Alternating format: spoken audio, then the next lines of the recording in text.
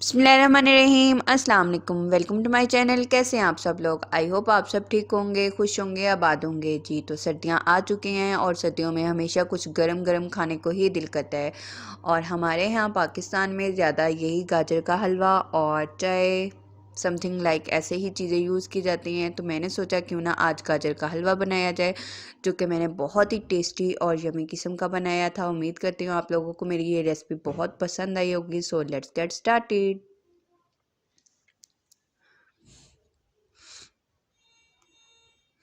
जी तो यहाँ पे मैंने लिया है 1.5 kg जो है गाजर। ठीक है, इसको मैंने ग्रेट कर लिया था। उसके बाद हाफ कप जो है शुगर, हाफ टेबल स्पून जो है वो मैंने यहाँ पे यूज़ की थी इलायची पाउडर, और 1.5 लीटर जो है यहाँ पे दूध यूज़ करूँगी।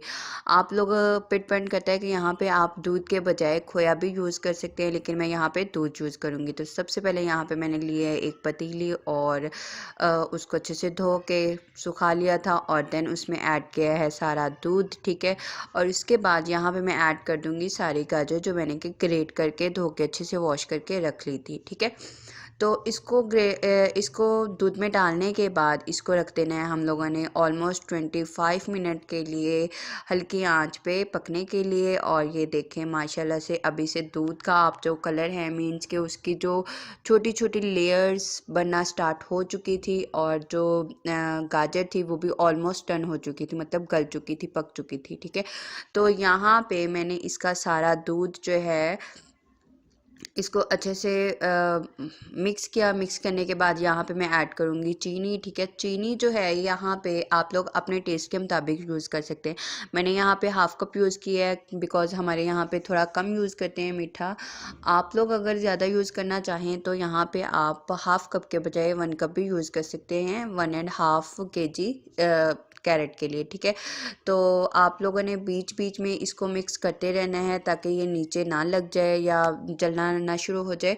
तो आप यहाँ पे देख सकते हैं कि गाजर जो है वो बेसिकली ऑलमोस्ट डन हो चुकी है। ठीक है, इसके बाद मैं इसको बार बार ही हिला रही, मिक्स कर रही हूँ और बार बार ही कैप लगा रही थी ताकि गाजर का हलवा जो है वो नीचे जल ना जाए।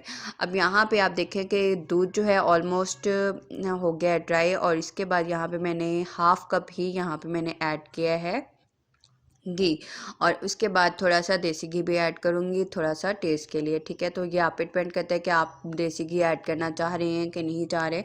तो यहाँ पे जो दूध था वो ऑलमोस्ट ड्राई हो चुका था, इतना ड्राई नहीं हुआ था लेकिन ड्राई हो चुका था। आप लोग यहाँ पे ऐसे ही करिएगा कि दूध जो है थोड़ा रह जाए तो आप लोगों ने घी डाल देना है, ताकि घी डालने से जो गाजर जो होगी वो बेसिकली नीचे नहीं लगेगी, पतीली के साथ नहीं चिपकेगी।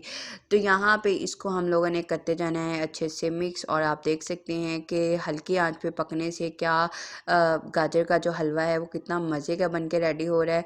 और जो दूध जो खुश्क हुआ था उसकी भी छोटी छोटी गुठलियाँ जो हैं वो बन के सेम ऐसे ही सामने आ रही हैं जैसे कि हम लोगों ने खोया इसमें डाला हो। ठीक है, तो यहाँ पे ये जो मेरा गाजर का हलवा जो है ये ऑलमोस्ट ड्राई हो चुका है, मीन्स कि उसका जो दूध था वो ऑलमोस्ट ख़त्म हो चुका है। बस थोड़ी सी रह गई थी, हल्की सी शक्कर रह गई थी, पानी या समझे आप दूध जो था वो रह गया था। तो वो भी इसको अच्छे से हम लोगों ने कर लेना है ड्राई, और ड्राई करने के बाद इसमें हम लोगों ने ऐड करने हैं आलमंड।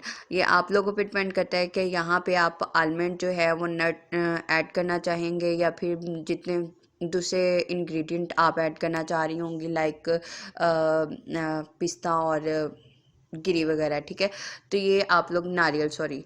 ठीक है, तो यहाँ पे आप ये ऐड कर दें और इसको करना है अच्छे से मिक्स, और मिक्स करने के बाद ये हो गया है हमारा गाजर का हलवा रेडी।